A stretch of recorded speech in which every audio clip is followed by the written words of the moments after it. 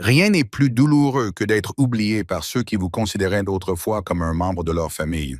Parfois, l'endroit le plus solitaire au monde n'est pas une pièce vide, mais une salle bondée où personne ne croise votre regard.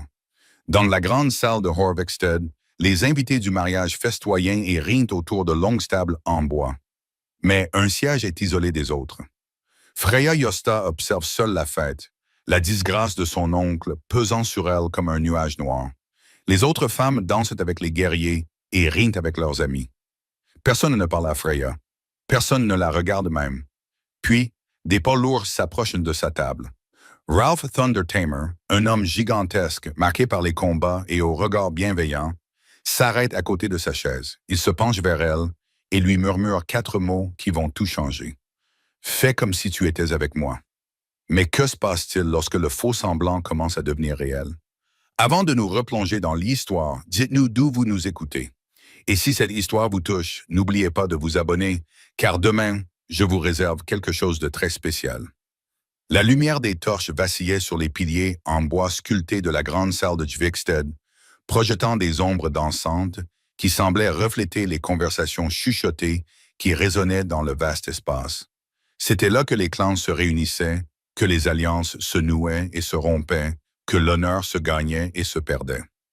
Ce soir, cette salle était le théâtre du mariage de Thorvald, la fille aînée d'Ironbeard, avec le fils d'un marchand des colonies orientales, une union qui renforcerait les routes commerciales et remplirait les coffres d'argent. Freya, la fille de Léost, avait soigneusement choisi sa place à une table près du mur, à peine éclairée par la lumière, assez proche pour être présente, mais assez éloignée pour éviter toute attention indésirable.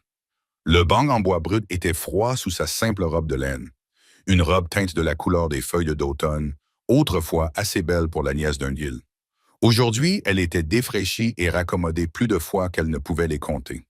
Ses doigts caressaient le bord de sa chope, dont la bière intacte se réchauffait à mesure que la soirée avançait.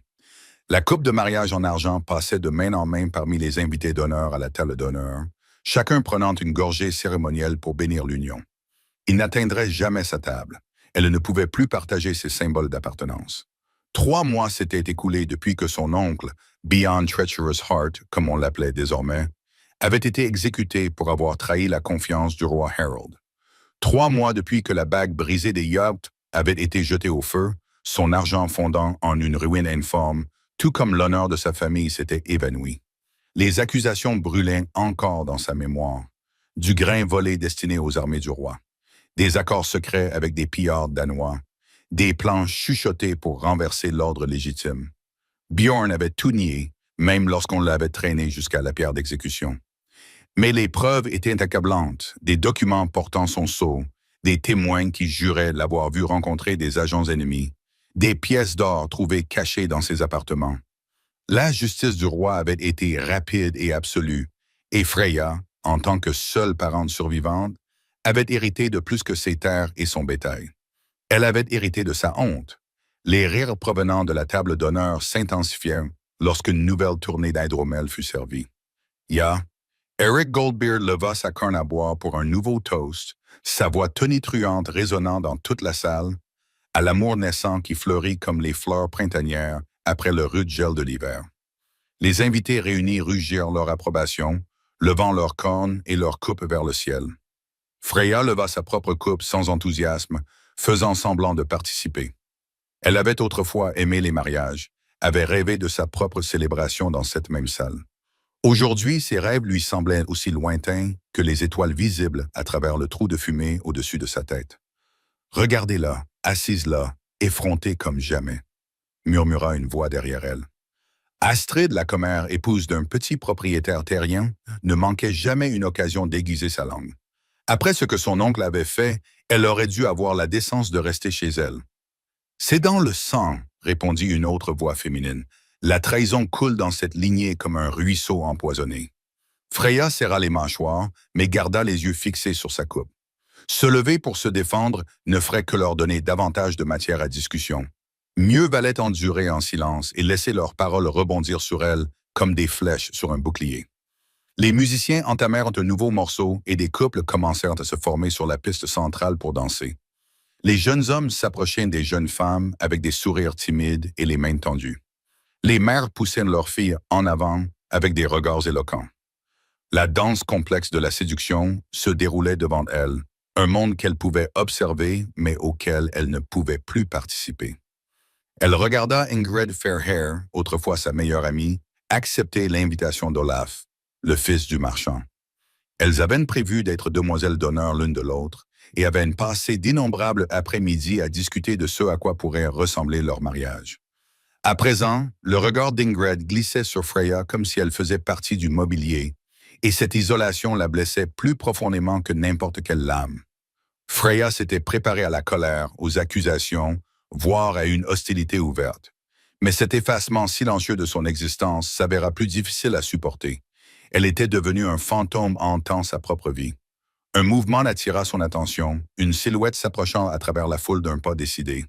D'une taille hors du commun, les épaules larges comme un cadre de porte, il portait une cape qui avait connu bien plus de batailles que de célébrations. Ralph Thundermer se frayait un chemin à travers la foule comme un navire fendant les vagues, les autres invités s'écartant sans même y penser. Sa réputation le précédait dans chaque pièce.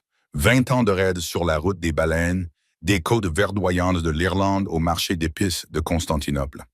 On disait qu'il avait combattu aux côtés de rois et de hors-la-loi, que son cri de guerre pouvait glacer le sang de ses ennemis avant même que sa hache ne trouve leur cou. Les cicatrices qui sillonnaient ses mains et ses avant-bras racontaient l'histoire d'une centaine de batailles, chaque marque témoignant de sa survie.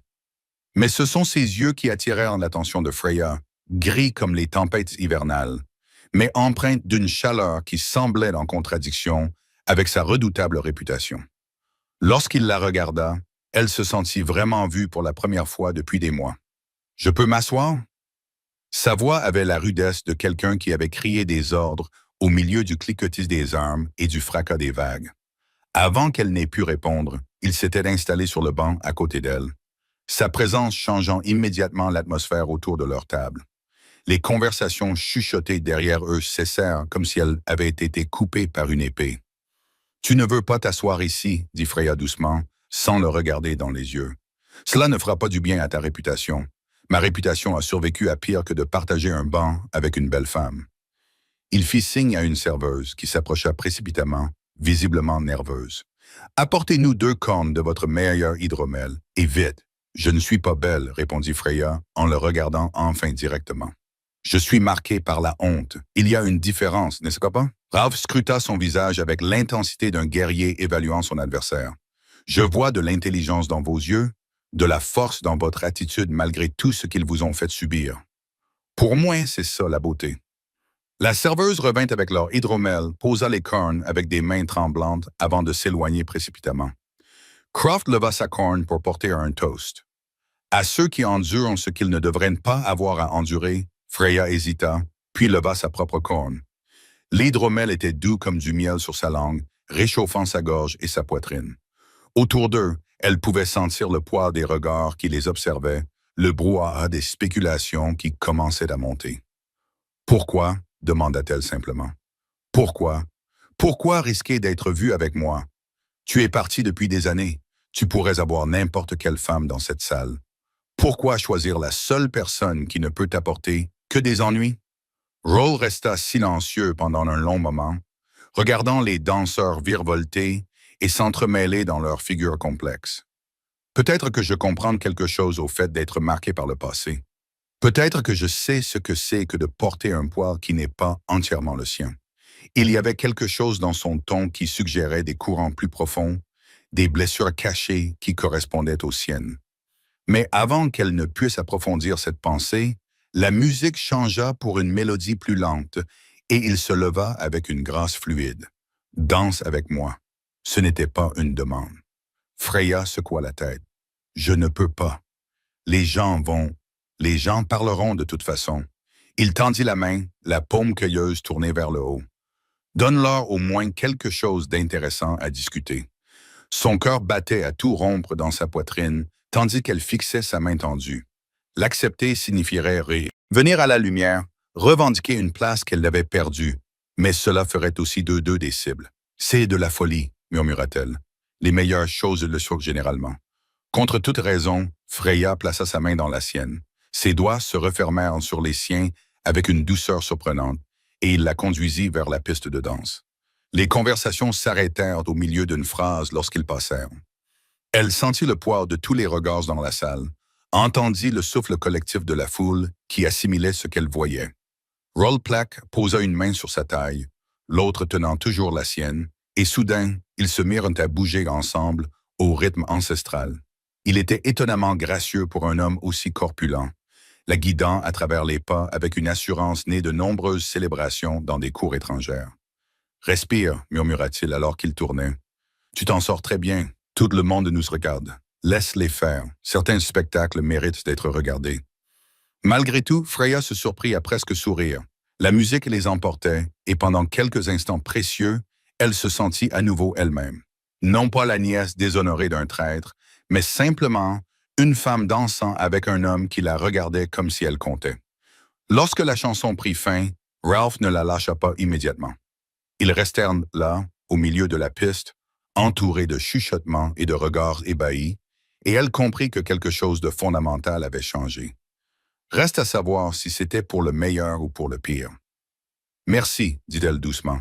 La soirée ne fait que commencer, répondit-il, et je pense que nous venons seulement de leur donner matière à discussion. » Alors qu'ils retournaient à leur table, Freya aperçut la coupe d'argent qui circulait à nouveau parmi les invités de Mark, mais pour la première fois de la soirée, elle ne ressentit pas son absence aussi vivement.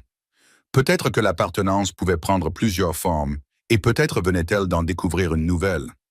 La salle était devenue plus calme à mesure que la soirée avançait, même si les murmures spéculatifs sur le partenariat inattendu entre Al et Freya continuaient de résonner comme un grondement lointain. Ils étaient désormais assis ensemble, non plus comme deux étrangers partageant un banc, mais dans une relation bien plus compliquée. Crawford drapa sa cape usée par les combats sur les épaules de Freya lorsque l'air nocturne commença à s'infiltrer à travers les murs de pierre de la salle. La laine épaisse portait encore l'odeur du sel marin et des terres lointaines. La cape faisait office d'armure contre les escaliers. Son poids était à la fois protecteur et possessif, de la laine bleu-gris foncé doublée de fourrure de renard. Elle portait les marques subtiles de ses voyages. Une petite brûlure causée par la torche d'un ennemi. Une déchirure soigneusement raccommodée qui témoignait de situations périlleuses et d'échappées belles. La portée, c'était porter un morceau de son histoire, et Freya se surprit à trouver du réconfort dans son poids familier. « Parlez-moi des marchés orientaux, dit-elle. Néant de remplir le silence avec autre chose que la conscience de la proximité dans laquelle ils étaient assis. J'ai entendu dire que les épices de là-bas peuvent conserver la viande pendant les hivers les plus longs. » Les yeux de Ralph s'illuminèrent d'un intérêt sincère. Les marchés de Constantinople ne ressemblent à rien de ce que vous pouvez imaginer. Des rues qui s'étendent sur des kilomètres, remplies de marchands venus de contrées si lointaines que leurs noms ressemblent à des chansons. J'ai vu un jour un homme vendre de la soie si fine qu'elle semblait capturer la lumière de la lune. Vous parlez comme un poète, pas comme un guerrier. Un homme ne peut-il pas être les deux à la fois? Son sourire trahissait une pointe d'espièglerie, même si je dois admettre que la poésie ne rapporte pas autant que le commerce. Leur conversation fut interrompue par des pas qui se rapprochaient. Hill et Eric Goldbeard en personne s'approcha de leur table, le visage rouge d'émotion et de quelque chose de moins agréable. Derrière lui suivait Thorstein Lammer, dont la famille avait profité de la redistribution des terres de l'oncle de Freya. Ralph Thundermer. La voix d'Eric trahissait la fausse cordialité d'un homme qui tente de rester courtois tout en assénant un coup. « Je ne m'attendais pas à vous voir à notre humble célébration. Je pensais que vous seriez déjà à mi-chemin du Groenland, à la recherche de votre prochaine fortune. » Ralph resta assis, mais Freya pouvait sentir la tension monter dans ses muscles, comme un chat prêt à bondir. « Eric, je suis heureux de voir que la prospérité te va bien. Tu as pris du ventre depuis mon départ. » Le visage de Hill s'assombrit, mais il se força à rire. « Tu as toujours eu la langue bien pendue, n'est-ce comment? Je me demande si ton esprit s'étend à ton choix de compagnon. » Son regard se posa sur Freya comme un poids physique. Certaines fréquentations ont des conséquences. Et certains Hill parlent trop après leur troisième corne de moi, répondit Ralph, sa voix descendant à un registre qui fit taire les conversations voisines. Tu devrais peut-être retourner à ta table d'honneur avant de dire quelque chose qui nécessite une réponse. Le défi flottait dans l'air entre eux comme la fumée d'un pays funéraire. Le corps de Freya battait à tout rompre contre ses côtes. C'était exactement ce qu'elle redoutait. Sa présence entraînait les autres dans des conflits qu'ils ne méritaient pas. Skull, commença-t-elle doucement. Je devrais peut-être rester exactement où je suis. Sa main trouva la sienne sous la table. Ses doigts s'entrelacèrent avec une douceur surprenante. Nous avions une conversation agréable. Le visage d'Eric était passé du rouge au violet. Tu défendrais la nièce d'un traître, une femme dont le nom même est un poison dans la bonne société. Je défendrais quiconque mérite d'être défendu. Rawls se leva lentement, déployant toute sa taille impressionnante, et je me demande quelle compagnie respectable tu penses fréquenter. Eric, compte tenu des terres que tu t'es empressé de revendiquer lorsque Bjorn est tombé. L'accusation fit mouche. Thorstein s'avança, la main se dirigeant instinctivement vers le couteau à sa ceinture. Attention, dompteur de tonnerre. Cela ressemble dangereusement à une accusation, n'est-ce pas? Le sourire de Ralph n'avait rien de chaleureux. Comme c'est intéressant que vous l'entendiez ainsi. La confrontation aurait pu dégénérer au-delà des mots, mais le père de la mariée choisit ce moment pour appeler l'attention. La voix de Thorvald Ironbeard retentit dans la salle, coupant la tension comme une hache coupe du petit bois. Mes amis, avant que la nuit ne se fasse trop tardive, écoutons ceux qui ont voyagé de loin pour honorer cette union. La foule se tourna vers la table d'honneur, permettant à Eric de se retirer gracieusement de la confrontation, mais ses dernières mots étaient un avertissement clair. Ce n'est pas fini, Thundertoe. Certains choix ont des conséquences qui résonnent plus longtemps que prévu, comme le montre le retrait du Jarl et de son compagnon. Freya se rendit compte qu'elle tremblait, non pas de peur, mais à cause de l'étrange et bouleversante sensation d'avoir quelqu'un qui la défendait. Quand quelqu'un l'avait-il considéré comme digne d'être défendu pour la dernière fois? « Tu n'aurais pas dû faire ça, murmura-t-elle, alors que Ralph s'installait à nouveau à côté d'elle. Eric Goldbeard n'est pas un homme à contrarier à la légère. Moi non plus. Sa main tenait toujours la sienne, son pouce traçant de doux cercles sur ses jointures. De plus, quelqu'un devait lui rappeler que les terres volées à la suite de la chute d'un autre ne garantissaient pas une propriété sûre. Fryer étudia son profil tandis qu'il observait les orateurs à la table d'honneur. Il y avait chez cet homme une profondeur qu'elle commençait seulement à entrevoir. Des courants qui coulaient bien au-dessous de sa réputation de simple guerrier. « Tu connaissais mon oncle. » Ce n'était pas une question, et Hal ne prétendit pas le contraire. Je le connaissais. Bjorn Leost était respecté lorsque je suis parti pour les raids à l'Est. Que s'est-il passé pendant mon absence? Ce fut d'un véritable choc. Tout le monde dit que les preuves étaient accablantes. Les preuves peuvent être arrangées, si l'on a les bonnes relations et une motivation suffisante. Il se tourna pour la regarder directement. Crois-tu qu'il était coupable? La question la frappa comme un coup physique. Pendant des mois, elle avait repoussé ses doutes, acceptant la culpabilité de son oncle comme le prix à payer pour aller de l'avant. Mais dans l'obscurité des nuits sans sommeil, les questions la rongeaient comme des loups affamés. « Je ne sais pas, admit-elle. Oncle Bjorn était beaucoup de choses. Fier, parfois dur, certainement ambitieux, mais un traître, un homme qui vendait le grain destiné à nourrir les soldats qui défendaient nos terres. » Elle secoua la tête. Cela ne lui avait jamais semblé juste. « Fais confiance à ton intuition, » dit Ralph doucement. L'intuition d'une femme au sujet de sa famille voit souvent des vérités que la logique des hommes ne perçoit pas.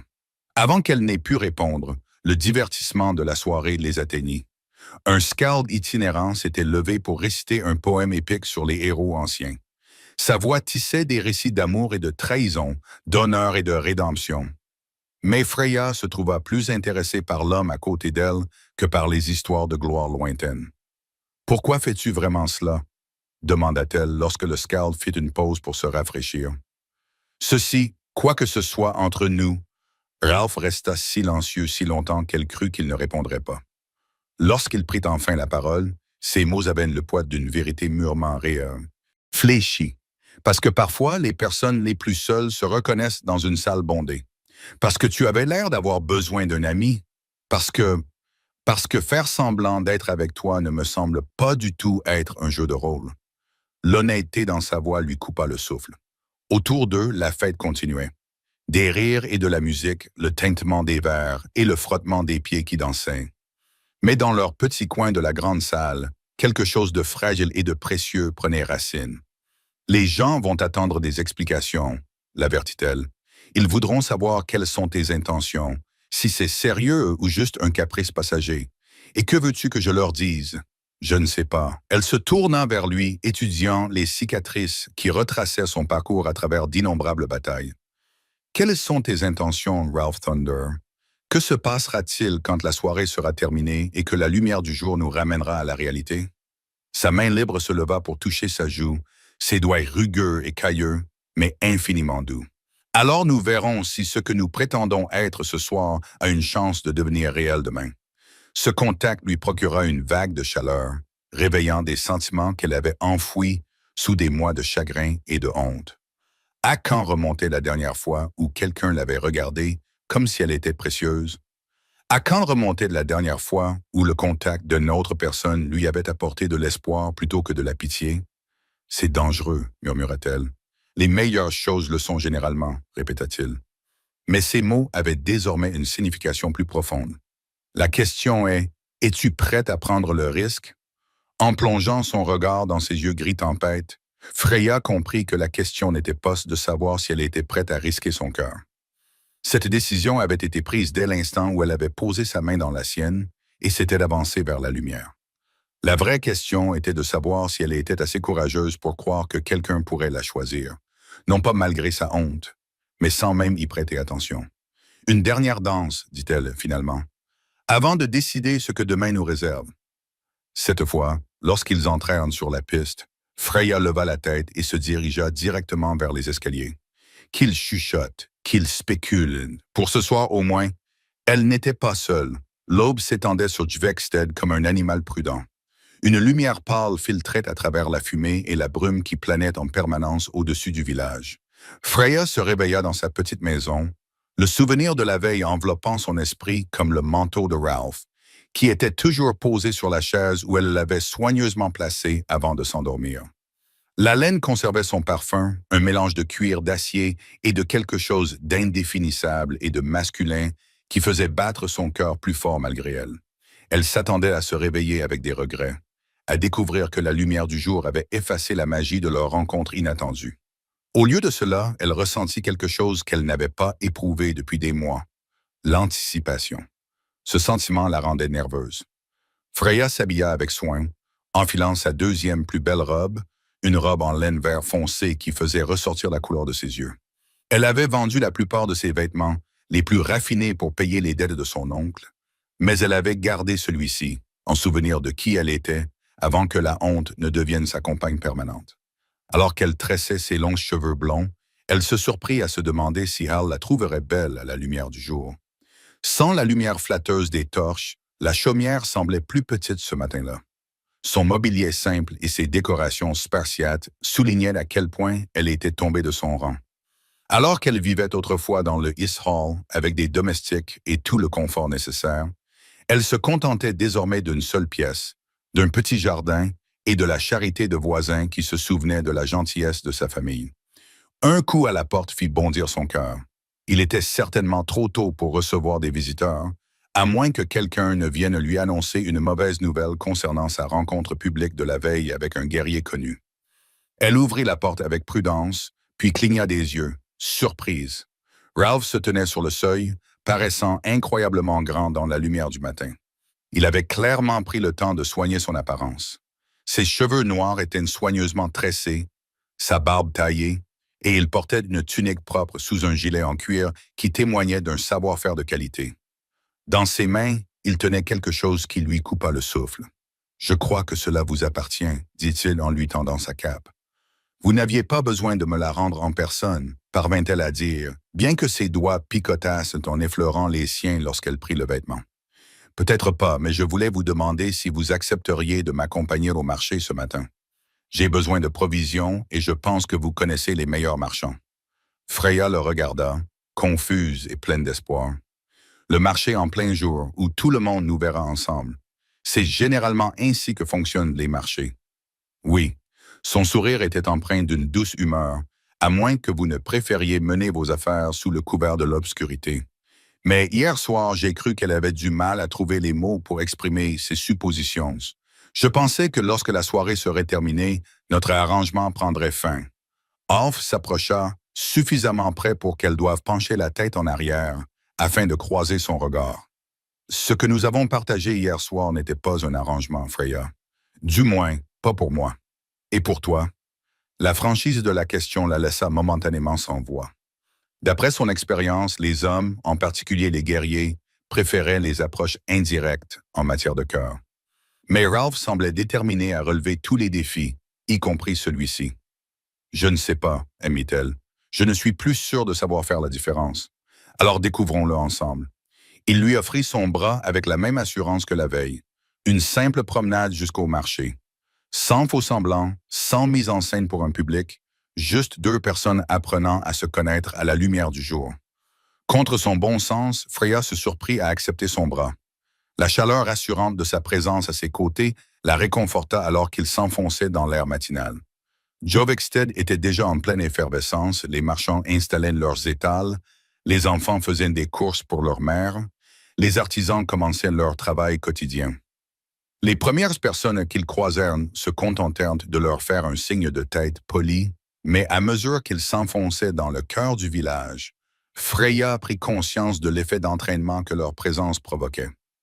Les conversations s'interrompaient au milieu d'une phrase. Les femmes levèrent les yeux de leur métier à tisser avec un vif intérêt. Les hommes interrompirent leur travail pour les regarder passer. « Ils nous regardent », murmura-t-elle. « Laisse-les faire. Je préfère être regardé plutôt qu'ignoré, pas toi. » Ces observations la frappèrent avec une force inattendue. Pendant des mois, elle avait aspiré à l'invisibilité, avait essayé de se fondre dans l'ombre et d'éviter d'attirer l'attention. Mais n'était-ce pas là une autre forme d'exil? Au moins, être regardée signifiait qu'elle existait toujours dans leur monde, même si c'était comme un objet de curiosité. Ils s'arrêtèrent devant l'étal de Gunnar l'orfèvre, où l'artisan exposait ses marchandises sur des tables recouvertes de riches tissus. Ralph examina plusieurs pièces avec l'œil de quelqu'un habitué aux produits de qualité, mais c'est un simple peigne en os sculpté qui attira son attention. « C'est un travail magnifique », dit-il en soulevant le peigne pour le mettre à la lumière. L'os était poli jusqu'à briller doucement, sculpté de motifs entrelacés complexes, qui témoignaient d'heures de travail patient. « C'est ma fille qui l'a fabriqué », dit Gunnar fièrement. « Elle vient de commencer à apprendre le métier, mais elle a des mains habiles. » Ralph se tourna vers Freya, le peigne dans la paume de sa main. « Vos cheveux sont trop beaux pour être retenus par des épingles ordinaires. Ils méritent quelque chose de spécial. » Avant qu'elle n'ait pu protester, il négociait déjà le prix avec Gunnar. Les yeux de l'orfèvre passaient d'eux à elle avec un intérêt à peine dissimulé. Voici un potin qui allait se répandre dans le marché avant que le soleil n'atteigne son zénith. « Tu ne devrais pas, » dit Freya doucement, tandis que Ralph comptait les pièces d'argent. « Les gens vont penser que j'apprécie la beauté quand je la vois. » Il lui tendait le peigne avec un sourire. « Et ils auront raison. » Ce cadeau simple avait une valeur bien supérieure à sa modeste valeur marchande. À quand remontait la dernière fois où quelqu'un lui avait offert quelque chose de beau simplement parce qu'il en avait envie? L'os était chaud au toucher et elle se surprit à suivre du bout des doigts les motifs sculptés. « Merci, dit-elle avec une sincérité bien supérieure à ce que les mots pouvaient exprimer. Ils continuèrent leur chemin à travers le marché, et Freya commença peu à peu à remarquer un changement dans la façon dont les gens réagissaient à sa présence, alors qu'auparavant, ils lui avaient tourné le dos ou l'avaient carrément évité. Désormais, elle était invitée à participer aux conversations, on lui demandait son avis sur les produits, on la traitait avec un respect qu'elle avait et presque oublié. Ce n'était pas que la présence de Hal effaçait d'une manière ou d'une autre la disgrâce de sa famille, mais l'attention évidente qu'il lui portait semblait donner aux autres la permission de se souvenir de sa valeur. Comme une pierre jetée dans une eau calme, son acceptation créait des ondulations qui touchaient chaque interaction. « C'est étrange, dit-elle alors qu'il s'arrêtait devant l'étal d'un marchand d'épices. Je me sens à nouveau moi-même, comme la personne que j'étais avant que tout ne change. »« Peut-être, » répondit Ralph d'un air pensif. « Tu découvres que la personne que tu étais n'est jamais vraiment partie. Elle attendait simplement le bon moment pour réapparaître. » La marchande d'épices, une femme âgée nommée Thor, leva les yeux de ses précieux fils de safran qu'elle était en train de mesurer. « Frayeur, ma chère, je suis heureuse de voir que tu vas bien. Ce verre met tes yeux en valeur. La gentillesse désinvolte dans sa voix faillit faire monter les larmes aux yeux de Freya. Tora avait été l'une des premières à se détourner d'elle après la disgrâce de son oncle, mais maintenant, elle parlait comme si le temps n'avait pas passé, comme si la honte n'avait jamais creusé un fossé entre elles, alors qu'elle quittait le marché, les bras chargés d'achats et le cœur plus léger qu'il ne l'avait été depuis des mois. Freya comprit que quelque chose de fondamental avait changé. Reste à voir si ce changement durera au-delà de l'intérêt de Rolf, mais pour l'instant, elle se contentait de marcher à ses côtés et de se rappeler ce que cela faisait d'avoir à nouveau un sentiment d'appartenance. 3 jours s'étaient écoulés depuis leur visite au marché, et ce qui avait commencé comme une expérience d'une matinée s'était tranquillement transformé en quelque chose qui ressemblait à une routine. Rolf se présentait chaque jour à sa porte avec une excuse. Il avait besoin d'aide pour trouver le meilleur maroquinier. Ou il voulait son avis sur les tissus pour une nouvelle cape, ou il prétendait être curieux de découvrir le vieux cercle de pierre qui se dressait sur la colline surplombant le village. Ce matin-là, ils étaient assis parmi ces pierres anciennes, partageant du pain et du fromage, tandis que le soleil d'automne peignait la vallée en dessous de nuances dorées et cramoisies. Freya l'avait amené ici en partie pour échapper à la surveillance constante de la ville, mais surtout parce que cet endroit avait une signification particulière pour elle et qu'elle avait envie de le partager avec lui. « Ma grand-mère m'amenait ici quand j'étais petite », dit-elle en passant ses doigts sur la surface usée de la plus grande pierre. Des symboles sculptés recouvraient sa surface, tellement érodés par des siècles de vent et de pluie que leur signification n'était plus connue que des érudits les plus savants. Elle expliqua que ces runes racontaient l'histoire des premiers colons et comment ils avaient choisi cet endroit pour s'y installer. Fro examina les inscriptions avec un intérêt sincère. « Tu sais les lire ?» demanda-t-il. Freya traça un symbole du bout du doigt. Celui-ci signifie « voyage ». Celui-là représente un havre de paix. Et celui-ci, elle s'arrêta devant une gravure plus complexe. C'est la rune du nouveau départ. Ta grand-mère t'a appris à lire les écritures anciennes. Elle m'a appris beaucoup de choses. Les langues, l'histoire, les propriétés curatives des herbes. La voix de Freya exprimait à la fois de la fierté et de la tristesse. Elle disait que la connaissance était le seul trésor qui ne pouvait jamais être volé, même lorsque tout le reste était perdu. Le fragment de pierre unique gisait partiellement enfoui à la base de l'ancien monument. Un morceau qui s'était détaché il y a des décennies, mais qui était trop lourd pour être retiré. Freya l'avait découvert lorsqu'elle y était enfant et en avait fait son trésor personnel, un lien tangible avec les ancêtres qui avaient foulé cette terre avant elle. Elle semble être une femme sage, dit Ralph. J'aurais aimé la rencontrer. Elle t'aurait apprécié, je pense. Elle disait toujours que la véritable force ne se mesurait pas à la puissance des coups qu'un homme pouvait porter, mais à la douceur avec laquelle il pouvait toucher ce qui lui tenait à cœur. Les mots restèrent suspendus entre eux, lourds de sens. Les yeux de Prol croisèrent les siens, et elle y vit quelque chose qui fit battre son cœur plus fort. Ce n'était pas l'intérêt désinvolte d'un homme qui passe le temps, mais quelque chose de plus profond et de plus dangereux. « Parle-moi de tes voyages, dit-elle rapidement, ayant besoin de s'éloigner de l'intensité du moment. Tu as mentionné Constantinople. Comment était-ce vraiment? Ralph s'adossa contre le cercle de pierre, le regard lointain, comme un rêve fait de marbre et d'or. Des rues si larges qu'une armée aurait pu y défiler. Des bâtiments qui s'élevaient vers le ciel comme des prières devenues de réalité. Mais c'était aussi un endroit où un homme pouvait se perdre complètement s'il ne faisait pas attention. C'est ce qui t'est arrivé, tu t'es perdu. Il resta silencieux si longtemps qu'elle se demanda si elle n'avait pas franchi une limite invisible. Quand il finit par parler, sa voix portait le poids de vérité soigneusement gardée. Pendant un certain temps, oui. Quand on passe des années à se battre pour les autres, pour l'or des autres, on finit par oublier pourquoi on se bat de soi-même. Je suis devenu très doué pour être ce que les gens attendaient de moi. Guerrier, épée, homme de main. Mais j'ai cessé d'être moi-même. Qu'est-ce qui vous a ramené ici? Une lettre. Son sourire n'avait rien d'amusé. Des nouvelles de chez moi qui m'ont rappelé que j'avais des liens avec cet endroit. Des responsabilités que j'avais évitées. Parfois, il faut voyager jusqu'au bout du monde pour se rappeler où est sa place. Freya sentit plusieurs niveaux de sens sous ces mots. Des courants qu'elle ne parvenait pas tout à fait à déchiffrer. Quel genre de responsabilité? Le genre qui implique de vieilles dettes et des loyautés encore plus anciennes. Il se tourna vers elle. Et toi, avant la chute de ton oncle, que rêvais-tu de faire de ta vie? La question l'a pris au dépourvu. Pendant des mois, son monde s'était réduit à la simple survie, à endurer chaque jour sans faire honte à son oncle famille. Elle avait presque oublié qu'il y avait eu un temps où l'avenir offrait des possibilités autres que la simple endurance. Je voulais être guérisseuse, admit-elle, comme ma grand-mère. Elle m'a appris quelles herbes pouvaient soulager la douleur, quelles tisanes pouvaient me faire baisser la fièvre, comment réduire une fracture pour qu'elle guérisse bien et soit solide. J'étais doué pour ça. Les gens me faisaient une confiance. Ils pourraient te faire confiance à nouveau.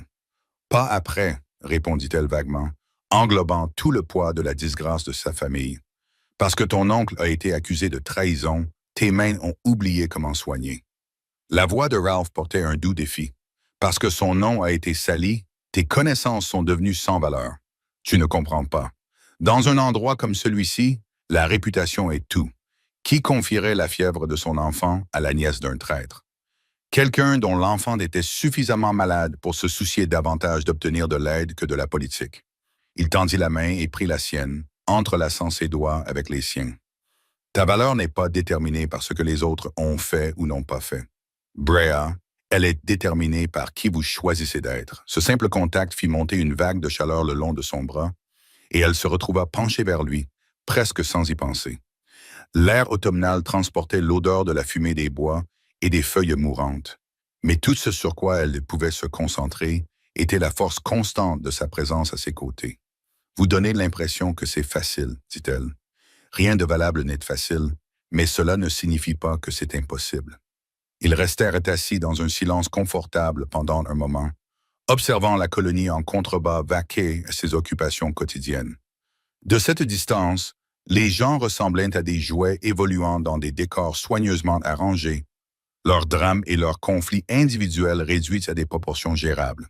« Je peux te poser une question ?» finit par dire Freya. « Tout ce que tu veux. Le premier soir du banquet de mariage, tu as dit que tu comprenais ce que signifiait être marqué par le passé. Que voulais-tu dire? » La main de Rolf se resserra légèrement sur la sienne et elle vit quelque chose passer sur son visage. Ce n'était pas tout à fait de la douleur, mais quelque chose qui s'en rapprochait. Nous portons tous des cicatrices, Freya. Certaines sont visibles. Comme celle-ci, dit-il en montrant les marques sur son bras armé. D'autres sont plus difficiles à voir, mais tout aussi profondes.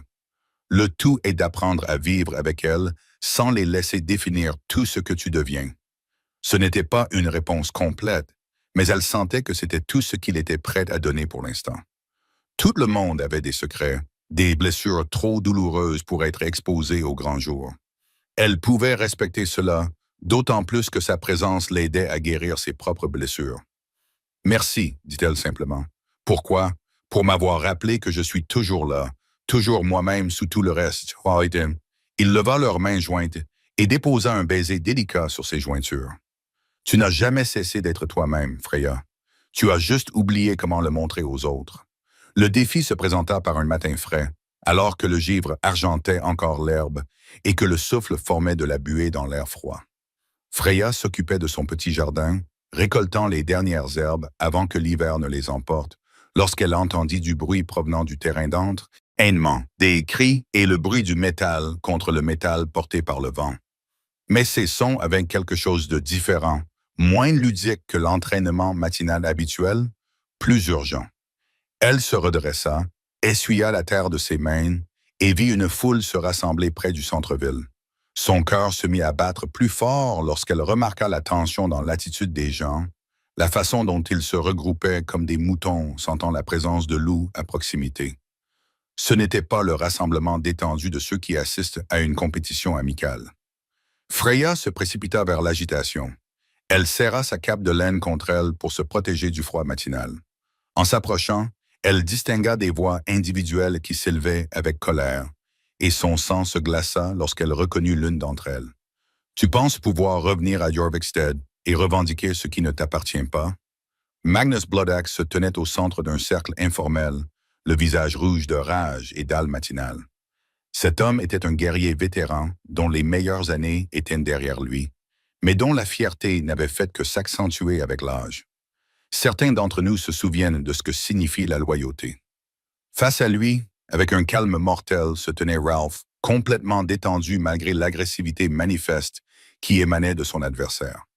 Ses mains pendaient mollement le long de son corps, mais Freya pouvait voir dans sa posture une attitude prête à bondir, celle d'un prédateur laissant sa proie s'épuiser avant de frapper. « Et que crois-tu exactement que j'essaie de revendiquer, Magnus ?» La voix de Ralph avait le ton patient de quelqu'un s'adressant à un enfant qui fait un caprice. « Ne te moque pas de moi. » Magnus cracha, gesticulant sauvagement de son bras musclé. « Tout le monde sait pourquoi tu es revenu. Tout le monde voit comment tu te pavanes avec la nièce de ce traître en agissant comme si tu étais le propriétaire des lieux. » Ces mots frappèrent Freya comme des coups physiques. Donc, c'était à cause d'elle. Sa présence avait finalement entraîné Hal dans le genre de conflit qu'elle avait redouté depuis le début. Elle se fraya un chemin à travers la foule, désespérée de les atteindre avant que la violence n'éclate. « Tu penses que t'associer à une personne abîmée fait de toi une sorte de héros ?» continua Magnus, sa voix devenant plus forte alors qu'il jouait devant son public. « Ou peut-être que tu aimes simplement les femmes déjà brisées, plus faciles à contrôler. » L'insulte flottait dans l'air comme une odeur de sang, et Freya vit quelque chose de dangereux passer sur le visage de Ralph. Son immobilité devint absolue, le genre de silence terrifiant qui précède les tempêtes. « Tu as quelque chose à dire sur mon choix de compagnon. » Chaque mot tombait comme une lame sur la pierre. « Je dis qu'on reconnaît un homme à la compagnie qu'il fréquente. » Magnus tira son épée d'entraînement, dont l'acier émoussé reflétait la lumière du matin. « Et je dis que certaines fréquentations ne conviennent pas à des gens honnêtes. » « Alors peut-être, dit Ralph avec une douceur mortelle, vous devriez choisir vos mots avec plus de soin. » Freya se fraya un chemin à travers la première rangée de spectateurs au moment où Magnus levait son épée. « Arrêtez !» cria-t-elle, sa voix tranchant la tension. « Je vous en prie, vous deux, cela n'a pas lieu d'être. » Magnus tourna son regard méprisant vers elle. « Ah, madame en personne, vous êtes venue voir votre protecteur défendre votre honneur, en supposant qu'il vous en reste à défendre? » Le rire cruel qui suivit ces paroles la blessa plus profondément que n'importe quel coup physique. Freya sentit ses joues brûler d'humiliation. Mais avant qu'elle n'ait pu battre en retraite, Ralph s'interposa entre eux comme une montagne se dressant entre eux. « Vous semblez avoir oublié vos manières. » Magnus, sa main se posa sur le pommeau de son épée bien réelle et très tranchante des poignets. « Je devrais peut-être vous les rappeler. Vous pensez que votre réputation m'effraie? » Magnus ricana. Mais sa voix était moins assurée qu'auparavant. « J'ai tué des hommes avant même que vous ne soyez nés, et j'ai tué plus d'hommes que vous n'en avez côtoyés autour d'une chope de bière. » Le ton neutre de Ralph rendait la menace encore plus effrayante. « Mais si vous insistez pour tester lequel d'entre nous se souvient le mieux des leçons, je me ferai un plaisir de vous rendre service. » La foule se tut, sentant qu'elle assistait à quelque chose de bien plus grave qu'un simple désaccord. Freya pouvait sentir le poids de dizaines de regards posés sur elle, pouvait pratiquement entendre les rouages tourner alors que les gens calculaient les implications sociales de ce qui se déroulait. Puis, tranchant la tension comme un corps de guerre, une voix retentit qui fit se figer tout le monde. Que signifie ce remue-ménage? Oui. Eric Goldbeard s'approcha d'un pas mesuré, flanqué de ses propres guerriers.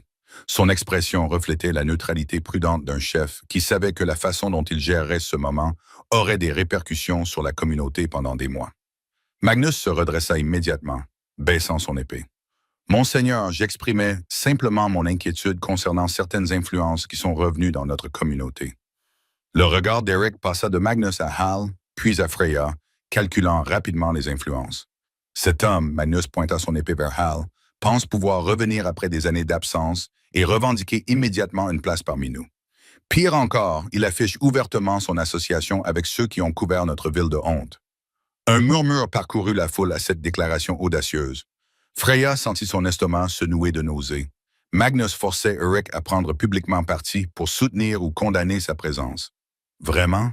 La voix d'Eric ne trahissait en rien ses pensées. Et qu'est-ce qui vous fait croire que Ralph Thundermer a besoin de la permission de quelqu'un pour être ici? La question prit Magnus au dépourvu. Il s'attendait clairement à ce que le Jarl soutienne sa position et non à ce qu'il remette en question son autorité pour défier Rolf. « Monseigneur, vous voyez sûrement le danger que je perçois. » Eric l'interrompit avec douceur. « Un homme qui perturbe la paix de ma ville sur la base de ragots et de spéculations, les yeux fixés sur Magnus avec une intensité glaciale. Dites-moi, depuis quand êtes-vous devenu l'arbitre de qui a sa place à Jorvikstead? Cette réprimande publique frappa Magnus comme une gifle. Son visage passa du rouge au blanc lorsqu'il réalisa qu'il avait largement dépassé les bornes. Je, je pensais simplement que vous vous trompiez. Le ton d'Eric était sans appel. Le professeur Thundertimmer est un guerrier à la réputation éprouvée qui a fait honneur à notre communauté par ses actes. S'il choisit de passer du temps avec Freya Yostia, c'est sa décision. Les mots du Jarl étaient soigneusement choisis, soutenant Halfel sans pour autant défendre Freya, maintenant l'équilibre politique tout en désamorçant la crise immédiate. Mais Freya perçut autre chose dans son expression, une lueur de calcul qui suggérait que cette confrontation servait ses intérêts d'une manière qu'elle ne comprenait pas encore. Magnus rangea son épée avec une réticence évidente. « Bien sûr, monseigneur, j'ai parlé trop vite. »« Oui, acquiesça froidement Eric, c'est vrai. Tu devrais peut-être prendre le temps de réfléchir avant de parler. » Alors que la foule commençait à se disperser, Freya sentit la main de Ralph se poser sur son épaule. Non pas de manière possessive, mais protectrice. Le geste était discret, mais sa signification était claire pour tous ceux qui observaient la scène. Le messager arriva 3 jours après la confrontation avec Magnus, son cheval couvert de sueur, le visage sombre sous le poids d'une nouvelle urgence. Freya remarqua d'abord l'agitation depuis la fenêtre de sa maison, le bruit des sabots au grand galop, suivi de cris et du son du corps qui convoquaient les dirigeants de la ville à un conseil d'urgence. Elle était en train de broyer des herbes avec son mortier et son pilon, préparant les remèdes d'hiver dont les gens auraient besoin dans les mois à venir. Malgré l'humiliation publique de Magnus, la nouvelle de ses connaissances en matière de guérison avait commencé à se répandre discrètement dans la communauté. La femme d'un fermier était venue chercher un remède pour la toux persistante de son mari. Une mère avait demandé un onguent pour soulager la douleur de son enfant qui faisait ses dents. De petits pas vers la reconquête du rôle qu'elle avait perdu, mais des progrès néanmoins. Le parchemin ensanglanté portait le sceau royal, sa serre rouge pressée avec la bague du roi lui-même. Freya le reconnut comme celui qui lui avait été remis le jour terrible où un message similaire était arrivé, annonçant les accusations portées contre son oncle et exigeant son arrestation immédiate. Ses mains tremblaient tandis qu'elle posait son travail, les souvenirs lui revenant avec une douloureuse clarté. Et en moins d'une heure, la nouvelle s'était répandue comme une traînée de poudre à travers Jorvikstead. Des pillards danois avaient attaqué 3 villages le long de la côte nord, incendiant des maisons et prenant des otages. Mais ce n'était pas un raid ordinaire. Les attaques montraient des signes de connaissance interne de quelqu'un qui savait exactement où les réserves de céréales étaient cachées, quelles maisons contenaient les biens les plus précieux. Lorsque les guerriers locaux partaient en expédition de chasse, le schéma était effroyablement familier. C'était exactement ce dont son oncle avait été accusé. Fournir des informations à l'ennemi en échange d'or. Freya trouva Ralph chez le forgeron, où il faisait examiner son épée pour l'entretien hivernal. L'arme reposait sur l'enclume, son acier brillant malgré les cicatrices d'innombrables combats. Mais c'est son expression qui attira son attention, arsque prudent de quelqu'un qui digère des informations désagréables. Tu as entendu la nouvelle, dit-elle. Ce n'était pas une question. Les nouvelles vont vite dans une petite ville. Il prit son épée, testant son équilibre avec une précision automatique, surtout les nouvelles qui confirment les pires soupçons des gens. Ils disent déjà que cela prouve que mon oncle était coupable, dit Freya doucement. Que si les Danois continuent à obtenir des informations confidentielles, cela signifie que son réseau de traîtres est toujours actif. Et qu'en penses-tu? La question était douce, mais elle perçut l'inquiétude profonde qui se cachait derrière. Rolf ne lui demandait pas seulement son avis, mais cherchait à savoir si elle se laisserait influencer par l'opinion publique ou si elle resterait fidèle à ses propres convictions.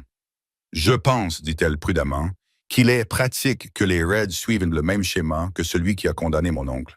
Presque trop pratique, ajouta Crappen, ce qui signifie que si quelqu'un voulait s'assurer que la culpabilité de mon oncle ne soit jamais remise en question, il faudrait fournir des preuves continues que son réseau était toujours opérationnel. Quel meilleur moyen que d'organiser des raids correspondant à ces crimes présumés? C'était une théorie dangereuse, qui suggérait un complot délibéré plutôt qu'une simple trahison continue. Mais à mesure que Freya prononçait ces mots à voix haute, il lui semblait de plus en plus juste. Le timing, les méthodes, la confirmation commode des soupçons existants, tout semblait orchestré. C'est une accusation grave, dit Ralph doucement. Ce n'est pas une accusation, c'est un soupçon, mais qui est plus logique que de croire que mon oncle a mis en place un réseau d'espionnage si étendu qu'il continue de fonctionner plusieurs mois après sa mort. Ils furent interrompus par des bruits de pas. Eric apparut dans l'embrasure de la porte de la forge. Son expression était soigneusement neutre, mais ses yeux étaient alertes et déterminés. « Frolf, j'espérais te trouver ici. » Son regard se posa sur Freya, une reconnaissance sans chaleur. Le messager du roi n'apportait pas seulement des nouvelles des raids. Il y a d'autres sujets préoccupants qui doivent être discutés. Le ton soigneusement formel annonçait une affaire sérieuse. Freya commença à s'éloigner, reconnaissant les signes d'une conversation qu'elle n'était pas censée entendre. Mais les mots suivants d'Eric la figèrent sur place. « En fait, cela te concerne également, Freya. Tu devrais peut-être l'entendre directement plutôt que par des ragots et des spéculations. Son estomac se noua d'une angoisse familière. Rien de bon ne ressortait jamais des discussions officielles du Wyrm. Eric s'approcha, baissant la voix, malgré l'intimité relative de la forge. Le messager a annoncé que le roi envoyait des enquêteurs pour examiner les récents raids, mais leur mission va au-delà d'une simple enquête. Ils ont reçu l'ordre d'examiner tous les liens restants avec le réseau de Bjorn Lost. « Qu'est-ce que cela signifie » demanda Rehia, même si elle pensait déjà le savoir. « Cela signifie qu'ils interrogeront toute personne susceptible d'avoir été en contact avec les activités de votre oncle. Les membres de la famille, les proches collaborateurs, toute personne susceptible de connaître le fonctionnement de son système. Les implications étaient lourdes. En tant que seule parente survivante de Bjorn, Freya serait leur principale cible pour les interrogatoires. Et compte tenu de sa récente association publique avec Ralph, il pourrait bien supposer qu'il était également impliqué lorsque la voix de Ralph se fit mortellement calme au cours des 2 semaines suivantes. Peut-être même plus tôt. Eric resta soigneusement neutre. Je pensais que vous deviez tous les deux être au courant afin de pouvoir vous préparer en conséquence. Vous préparez comment? Demanda Rehia. Cela dépend si vous avez quelque chose à cacher, répondit Eric. Si votre oncle était vraiment coupable de trahison et si vous n'étiez pas au courant de ses activités, vous n'avez rien à craindre d'une enquête honnête, mais son ton suggérait qu'il savait que la situation était plus compliquée qu'une simple question d'innocence ou de culpabilité. Les enquêteurs royaux n'étaient pas réputés pour leur subtilité ou leur intérêt pour les nuances de la vérité. Ils chercheraient des réponses rapides et décisives qui satisferaient leurs supérieurs. Et si ces réponses nécessitaient de trouver de nouveaux boucs émissaires, qu'il en soit ainsi. Et si l'enquête conclut qu'il y a encore des traîtres actifs, demanda-t-elle. Alors la justice sera rapide et définitive, répondit Eric d'un ton sinistre. Le roi ne peut pas se permettre d'apparaître faible face à une trahison continue. Il exigera que des exemples soient donnés. Après leur départ, Freya et Rolf restèrent debout dans un silence pesant. Le forgeron s'était retiré au fond de son atelier, leur laissant de l'intimité tout en faisant semblant de travailler. « Je devrais partir », dit finalement Freya, « disparaître avant leur arrivée. Ce serait plus sûr pour tout le monde. Fuir ne ferait que confirmer leurs soupçons, fit remarquer Ralph. Et où irais-tu? Comment survivrais-tu? J'ai survécu avant que tu ne subisses tout cela. Il y a une différence. Sa main trouva la sienne, ses doigts s'entremêlèrent avec une chaleur familière. De plus, je n'ai pas l'intention de te laisser affronter cela seul. Ralph, tu ne comprends pas.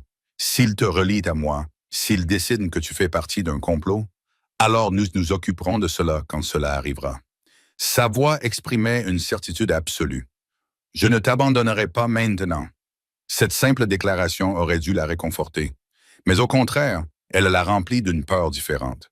Elle était en train de tomber amoureuse de cet homme, elle était probablement déjà tombée amoureuse. Et maintenant, sa présence dans sa vie risquait de le détruire, tout comme elle avait détruit tout ce qui lui tenait à cœur. Mais lorsqu'elle plongea son regard dans ses yeux gris tempête, elle ne vit aucune hésitation, aucun doute. Quoi qu'il arrive, il avait l'intention d'y faire face avec elle. La question était de savoir si leur lien grandissant survivrait à la tempête qui approchait, ou s'il serait déchiré par des forces indépendantes de leur volonté. La vérité lui apparut à l'heure la plus sombre avant l'aube. Lorsque le sommeil eut enfin emporté son esprit agité, et que ses rêves lui transmirent des messages que la logique diurne aurait rejetés. Freya se réveilla en haletant, le cœur battant à toute rompre dans sa poitrine, tandis que des fragments de son rêve s'accrochaient à sa conscience comme des toiles d'araignée. Elle se tenait dans le hall de son oncle, tel qu'il était avant sa chute. De riches tapisseries ornaient les murs, l'argent brillait sur les tables, et il y régnait une atmosphère chaleureuse de prospérité et de sécurité. Mais dans le rêve, les ombres bougeaient de manière étrange, et des voix murmuraient des secrets dans des coins où personne ne se trouvait. Et là, sur la table où son oncle menait ses affaires, se trouvait un document portant un sceau qu'elle reconnaissait sans pouvoir le situer. Le décret royal se trouvait désormais sur sa table, récupéré dans la cachette où elle avait conservé les quelques possessions restantes de son oncle. Le parchemin officiel qui énumérait ses crimes dans un langage juridique précis, portant le sceau du roi et signé par les enquêteurs royaux. Elle l'avait lu des dizaines de fois, se torturant avec le poids des preuves contre l'honneur de sa famille. Mais maintenant, dans la pâle lumière du petit matin, elle voyait ce que ses yeux affligés avaient manqué auparavant. Le sceau était parfait, trop parfait. La cire ne présentait aucune fissure, aucune trace d'usure due au transport, aucune des petites imperfections qui caractérisaient les documents royaux authentiques, et le parchemin lui-même, bien que coûteux, ne portait pas le filigrane distinctif qui marquait la correspondance royale officielle. Ses mains tremblaient tandis qu'elle examinait le document de plus près. L'écriture était habile, le langage juridique précis, mais il y avait de subtiles différences par rapport aux documents royaux authentiques qu'elle avait vus dans les transactions commerciales légitimes de son oncle. De petites variations dans la formation des lettres, de légères incohérences dans les phrases formelles qui ouvraient et fermaient des proclamations officielles. Ce document était un faux, extrêmement habile, mais un faux néanmoins. Les implications la frappèrent comme une vague glaciale. Si le décret royal était faux, alors le procès de son oncle avait été basé sur des preuves fabriquées. Quelqu'un avait orchestré sa chute avec un soin méticuleux, créant des documents suffisamment convaincants pour tromper même les représentants du roi. Mais qui avait les compétences nécessaires pour falsifier des documents royaux? Qui avait accès aux sceaux officiels et au parchemin royal?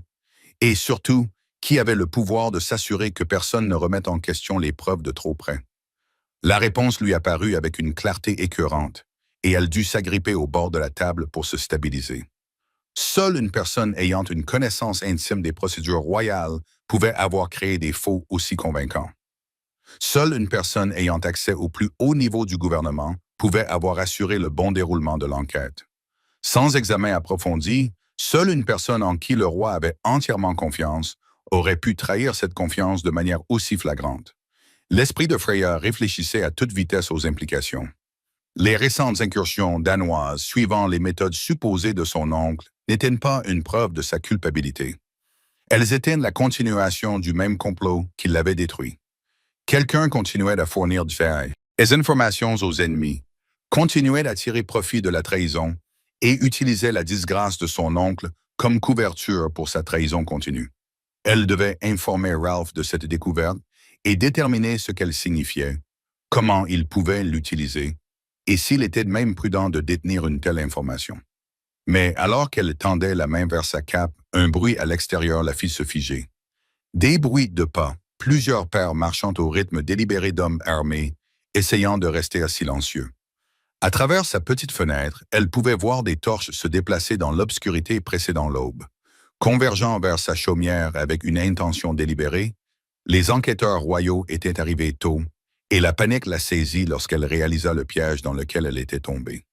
Elle se tenait là, avec la preuve de la falsification de documents royaux entre les mains, sur le point d'être interrogée par des hommes qui faisaient peut-être eux-mêmes partie du complot. S'ils trouvaient le décret falsifié, s'ils réalisaient qu'elle avait découvert la vérité, elle ne vivrait jamais assez longtemps pour partager ce qu'elle avait appris. Les pas s'arrêtèrent devant sa porte. Un poing lourd frappa le bois avec une autorité indéniable. « Ouvrez au nom du roi Harold ». L'esprit de Freya tournait à toute vitesse. Elle ne pouvait pas détruire le document. C'était la seule preuve de l'innocence de son oncle, mais elle ne pouvait pas non plus les laisser le trouver. En désespoir de cause, elle enroula le parchemin et le glissa dans son corsage, le sceau officiel pressant froidement contre sa peau. « J'arrive !» cria-t-elle en enroulant sa cape autour de ses épaules et en s'efforçant de composer son visage. Lorsqu'elle ouvrit la porte, 3 hommes se tenaient sur le seuil. 2 soldats en livrée royale et un troisième homme dont les robes coûteuses et les yeux calculateurs le désignaient comme l'enquêteur en chef. « Freya Lostier », dirent les hommes en robe sans préambule. « Je suis Ragnar, le chercheur de vérité, ici sur ordre direct du roi Harold. Vous allez nous accompagner pour être interrogés au sujet d'activités traîtresses. Je n'ai rien fait de mal. » Elle réussit à garder une voix ferme. « Cela sera déterminé par une enquête en bonne et due forme. » Son sourire n'avait rien de chaleureux. « Rassemblez tout ce dont vous avez besoin pour un séjour prolongé. Vous ne rentrerez pas chez vous tant que nous ne serons pas satisfaits de vos réponses. » Un séjour prolongé. Ces mots lui glacèrent le sang. Elle avait entendu des rumeurs sur ce qui arrivait à ceux qui étaient emmenés pour un interrogatoire prolongé par les enquêteurs royaux. Beaucoup ne revenaient jamais. Alors qu'elle rassemblait quelques affaires avec des mains tremblantes, son esprit travaillait désespérément. Elle devait prévenir Harold. Il fallait qu'il sache ce qu'elle avait découvert. Mais comment communiquer avec lui alors qu'elle était sur le point d'être enfermée sous bonne garde? La réponse lui vint alors qu'il l'escortait dans les rues tranquilles du village. Elle aperçut une silhouette familière dans l'ombre près de la forge du forgeron, Roll observant leur cortège avec une rage soigneusement maîtrisée. Leurs regards se croisèrent un instant, et elle fit un geste subtil vers sa poitrine, espérant qu'il comprendrait qu'elle portait quelque chose d'important. Le message sembla lui parvenir, car il acquiesça d'un signe de tête presque imperceptible avant de se fondre à nouveau dans l'ombre. Ils l'emmenèrent dans un bâtiment fortement gardé près du centre de la ville, une structure en pierre qui avait été rapidement transformée en prison et centre d'interrogatoire de fortune. Les murs étaient épais, les fenêtres grillagées et la porte sécurisée par des verrous en fer qui témoignaient d'une préparation sérieuse. « Mettez-vous à l'aise », dit Ragnar en l'enfermant dans une petite cellule sans fenêtre. « Nous commencerons notre discussion dès le lever du soleil, lorsque mon esprit sera frais et dispo pour un travail aussi important. » La menace dans son ton était indéniable. Ce ne serait pas un interrogatoire en douceur, mais un interrogatoire destiné à obtenir les réponses qu'il voulait entendre. Indépendamment de leur rapport à la vérité, seule dans l'obscurité, Freya appuya son dos contre le mur de pierre froid et essaya de réfléchir. Le décret falsifié était toujours caché contre sa peau, sa présence à la fois réconfortante et terriblement dangereuse. Elle possédait la preuve d'une conspiration qui atteignait les plus hauts niveaux du pouvoir, mais elle était piégée, incapable d'agir sur la base de ces informations. Pire encore, elle réalisa avec horreur que Hal risquait de tomber dans le même piège. Si les enquêteurs décidaient qu'il faisait partie de son réseau présumé, ils l'arrêteraient ensuite. Et s'il essayait de l'aider à s'échapper ou de contester leur autorité, il ne ferait que confirmer leurs soupçons quant à sa culpabilité. Le complot qui avait détruit son oncle se resserrait autour d'eux deux, et elle ne voyait aucun moyen d'échapper à ses griffes. Tout ce qu'elle pouvait faire, c'était espérer que Hal comprenne le danger à temps, qu'il trouve un moyen d'utiliser la vérité qu'elle avait découverte avant qu'il ne soit trop tard pour eux deux. Dehors, elle pouvait entendre les enquêteurs s'installer pour leur travail. Bientôt, ils commenceraient à lui extorquer les aveux dont ils avaient besoin pour satisfaire leurs supérieurs et clore définitivement cette affaire. À moins d'un revirement spectaculaire, Dawn signerait la fin de tout espoir de justice ou de survie. L'ironie était amère au-delà des mots. Elle avait enfin découvert la vérité qui pouvait blanchir le nom de sa famille et démasquer les véritables traîtres. Mais elle était impuissante à agir sur cette connaissance, piégée par la conspiration même qu'elle avait découverte. Tout ce qu'elle pouvait faire, c'était prier pour que Hal se montre aussi ingénieux que sa réputation le suggérait, et que d'une manière ou d'une autre, contre toute attente, la vérité trouve un moyen de sortir de l'ombre où elle avait été enfouie. Ralph passa les heures qui suivirent l'arrestation de Freya à se préparer minutieusement, se déplaçant dans l'ombre de Dvikstead comme le fantôme que ses anciens camarades l'avaient autrefois surnommé. Le message qu'elle lui avait transmis par ce geste subtil sur sa poitrine lui disait tout ce qu'il avait besoin de savoir. Elle avait découvert quelque chose d'important, quelque chose de caché, quelque chose qui changeait tout dans leur situation. Mais d'abord, il avait besoin d'alliés, ce qui signifiait révéler des vérités qu'il avait espéré garder enfouies jusqu'au moment opportun. La vieille épée lui semblait familière lorsqu'il la sortit de sa cachette sous le plancher de sa chambre louée. Ce n'était pas l'arme marquée par les combats qu'il portait ouvertement, mais quelque chose de bien plus important, une lame forgée dans les ateliers royaux. Son pommeau portait la marque des Thundersworn, la garde d'élite qui servait directement sous les ordres du roi. Half Thunder Tamer n'était pas seulement un guerrier errant qui était rentré chez lui. Il était le capitaine Half Erickson des Thundersworn, envoyé par le roi Harold lui-même pour enquêter sur les activités traîtresses qui avaient ravagé les colonies du Nord. Sa mission consistait à déterminer si le réseau de Bjorn Leostier avait vraiment été démantelé ou si d'autres conspirateurs restaient cachés à des postes de confiance. L'ironie était amère, au-delà des mots. On lui avait ordonné d'enquêter sur la femme dont il était tombé amoureux afin de déterminer si elle représentait une menace pour la sécurité du royaume. Au lieu de cela, il avait découvert qu'elle était autant une victime que n'importe qui d'autre et que la véritable conspiration était bien plus profonde que quiconque ne le soupçonnait. Sa première étape fut la maison de Thorvald le Sage, le doyen de la colonie. Un homme dont la mémoire remontait à la fondation de Jvexted. Si quelqu'un connaissait la vérité sur les anciennes loyautés et les liens cachés, c'était bien lui. Le vieil homme l'accueillit sans surprise, comme s'il s'attendait à cette visite. Ses yeux, toujours vifs malgré son âge, examinèrent l'épée royale avec une reconnaissance éclairée.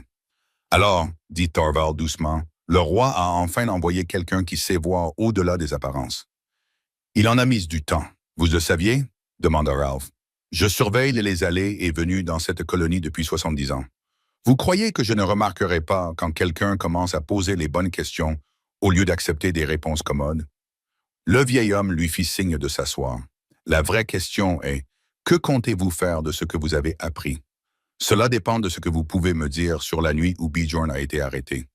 L'expression de Thorvald s'assombrit. Une affaire louche, trop bien ficelée, trop propre. Les preuves étaient apparues comme la neige en été, soudaines et complètes. Mais le plus étrange était la rapidité avec laquelle certaines personnes s'étaient empressées de revendiquer ses terres et sa position. Eric Goldbeard, entre autres. Mais Eric n'était que le bénéficiaire le plus évident. D'autres avaient profité de la chute de Bjorn. Des accords commerciaux avaient changé, des alliances s'étaient reformées, des dettes avaient été commodément effacées. Le regard du vieil homme s'aiguisa. « Dites-moi, capitaine Abbefille, avez-vous réfléchi à qui avait l'autorité nécessaire pour que tous ces arrangements se déroulent aussi facilement? » L'implication frappa Ralph comme un coup physique. Il s'était tellement concentré sur les suspects évidents qu'il avait manqué la vérité plus profonde. Quelqu'un qui avait l'autorité administrative, quelqu'un qui pouvait accélérer les transferts légaux et les approbations officielles, quelqu'un de suffisamment digne de confiance pour que sa parole ne soit pas remise en question. Ragnar, le chercheur de vérité, dit-il doucement. Maintenant, vous pensez comme un enquêteur plutôt que comme un guerrier, approuva Thorvald d'un air sombre. Cet homme est l'enquêteur en chef du roi depuis 15 ans. Combien de découvertes opportunes pensez-vous qu'il ait faites pendant cette période?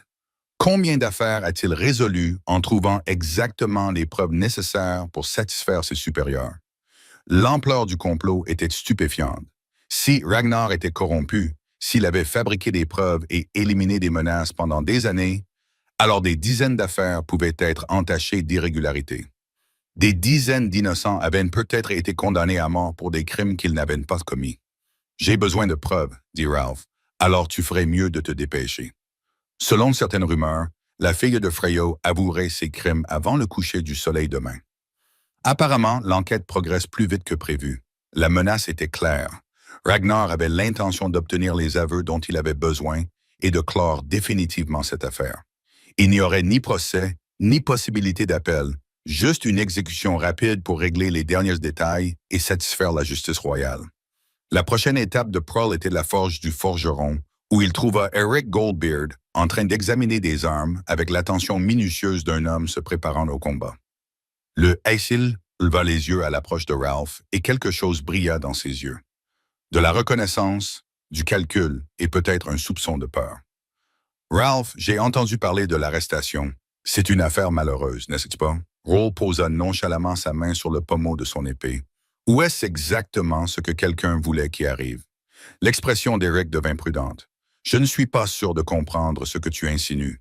J'insinue que certaines personnes ont remarquablement bien profité des récentes tragédies. Acquisition de terres, accords commerciaux, partenariats opportuns avec des voisins qui étaient autrefois des concurrents.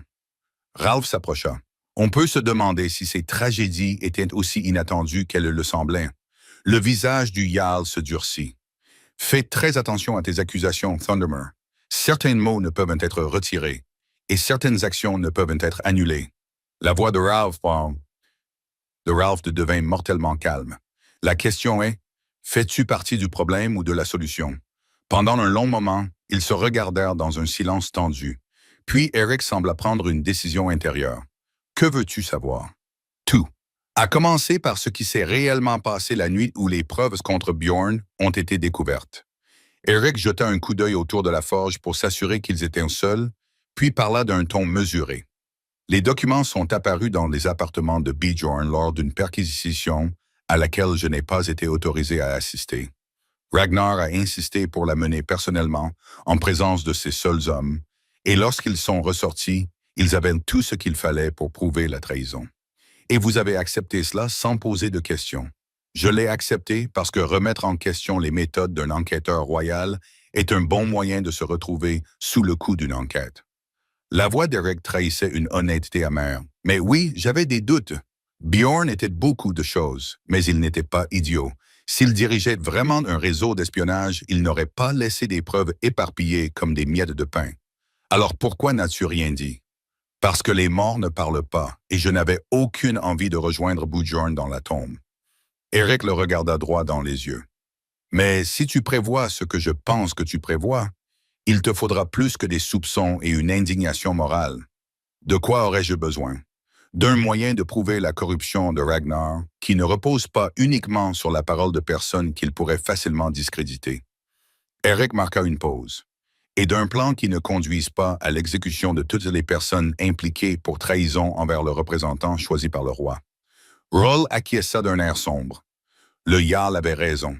Ils avaient besoin d'une preuve irréfutable et d'un moyen de la présenter qui ne leur vaudrait pas une mort immédiate. Mais le temps pressait et la vie de Freya était en jeu. Il y a peut-être un moyen, poursuivit lentement Eric. Mais cela impliquerait un risque considérable pour toutes les personnes impliquées. Explique. Ragnar conserve ses documents personnels dans un coffre verrouillé dans ses quartiers temporaires. Si ces documents contiennent de la correspondance avec ses contacts danois ou des registres des paiements reçus en échange d'informations fournies, ils constitueraient une preuve que même le roi ne pourrait ignorer. Tu parles de cambrioler les appartements privés d'un enquêteur royal et de voler des documents officiels. Je parle de récupérer des preuves de trahison, corrigea Eric. Le fait que ces preuves se trouvent en possession de Ragnar ne fait que souligner l'ampleur de sa trahison. C'était un plan désespéré, semé d'embûches, qui risquait de tout les détruire. Mais en examinant les autres options, Ralph se rendit compte qu'il n'avait pas le choix. Brea ne survivrait pas à l'interrogatoire du lendemain, à moins qu'il ne puisse fournir une preuve irréfutable de son innocence et de la culpabilité de Ragnar. Comment accéder à ces appartements? Laisse-moi m'en occuper, dit Eric d'un ton grave. Qui j'ai peut-être profité de la chute de Bjorn, mais je ne suis pas sans conscience. Si cet homme était innocent et si j'ai contribué à détruire une famille honorable par mon silence, alors je dois à sa nièce toute l'aide que je peux lui apporter. Ils passèrent le reste de la journée à planifier minutieusement leur approche, à cartographier les rotations des gardes et à calculer le moment idéal pour agir avec un maximum d'efficacité. Alors que le soleil se couchait sur Tvegstead, peignant le ciel de nuances de sang et de feu, Arulf ressentit la tension familière qui précède la bataille. Mais ce serait un autre type de guerre. Pas un affrontement honnête entre l'acier et l'acier, mais un conflit dans l'ombre où la vérité et le mensonge se disputaient la suprématie, et où un faux pas pouvait condamner tous ceux qui lui étaient chers. Quelque part dans le bâtiment de pierre qui servait de quartier général à Ragnar, Fryer attendait dans l'obscurité, gardant des secrets qui pouvaient tout changer. Demain apporterait soit la justification, soit la destruction, et la marge d'erreur était infime. Prof toucha le pommeau de son épée ancestrale, puisant sa force dans son poids familier. Les Thundersworn avaient juré de protéger les innocents et de servir la justice, même lorsque cette justice exigeait de défier ceux qui revendiquaient l'autorité en son nom. Demain, Il découvrirait si ses serments avaient un sens lorsqu'ils étaient mis à l'épreuve. Le corps de l'Assemblée retentit à l'aube, sa voix grave résonnant à travers Jivexted et convoquant toutes les personnes libres pour assister à ce que Ragnar proclamait être la résolution finale de l'enquête pour trahison. La grande salle avait été transformée en tribunal improvisé, la pierre de vérité de l'Assemblée ayant été déplacée de son emplacement traditionnel au centre de la ville à une position d'honneur devant la table haute. Cette pierre ancienne portait le poids des siècles. Sa surface était lisse, usée par les innombrables mains qui l'avaient touchée pour prêter serment ou témoigner. Des runes gravées autour de sa base proclamaient le caractère sacré de la vérité, avertissant que les mensonges prononcés en sa présence attireraient de la colère des dieux eux-mêmes. De mémoire d'homme, personne n'avait osé dire des mensonges devant la pierre de vérité. Les conséquences étaient considérées comme trop terribles pour être envisagées. Freya se tenait entre deux gardes, les mains liées, mais le dos droit, avec une dignité provocante. La nuit d'emprisonnement avait laissé des traces sur elle, des cernes sous les yeux, un pâleur qui trahissait la peur et les heures d'insomnie, mais son esprit restait intact. Elle avait réussi à cacher le décret falsifié malgré des fouilles minutieuses, et elle priait pour que Ralph ait compris son signal et trouvé un moyen d'agir sur la base de ce qu'elle avait découvert. Ragnar, le chercheur de vérité, était assis à la place d'honneur. Ses robes coûteuses et son apparence soignée le désignaient comme un homme d'autorité et de raffinement.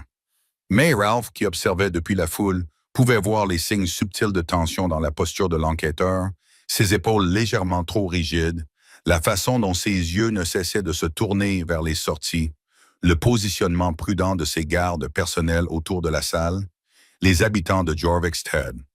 La voix de Ragnar portait facilement dans la salle bondée. Nous sommes réunis aujourd'hui pour conclure une affaire d'une importance vitale pour la sécurité de notre royaume. La femme qui se tient devant vous est accusée d'avoir poursuivi les activités de trahison commencées par son oncle, d'avoir apporté aide et réconfort aux ennemis de la couronne.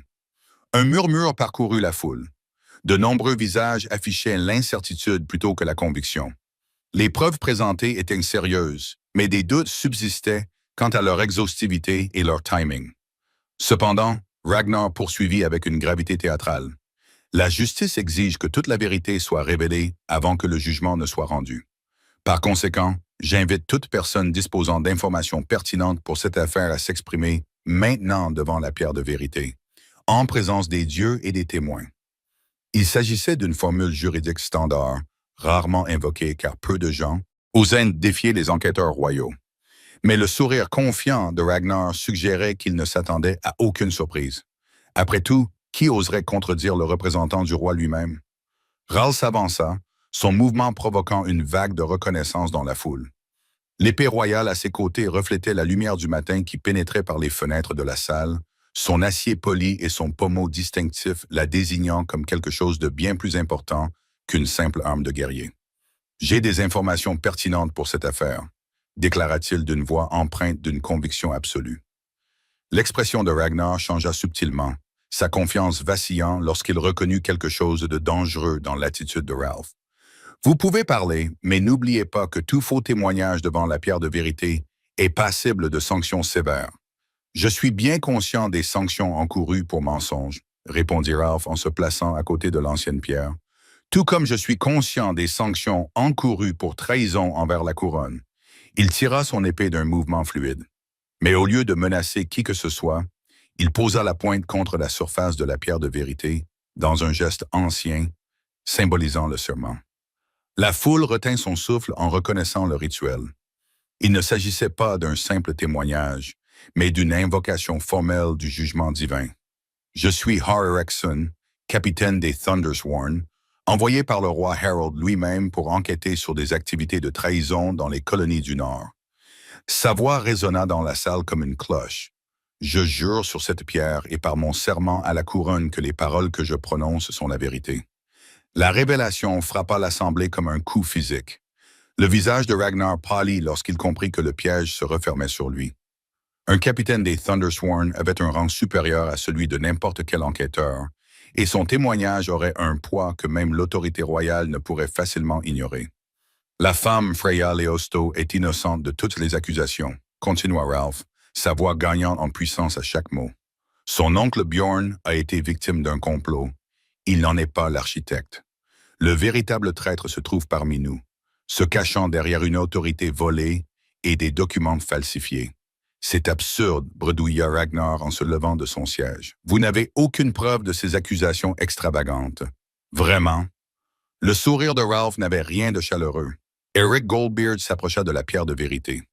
Le YL s'avança, portant une sacoche en cuir qu'il posa soigneusement à côté de la pierre ancienne.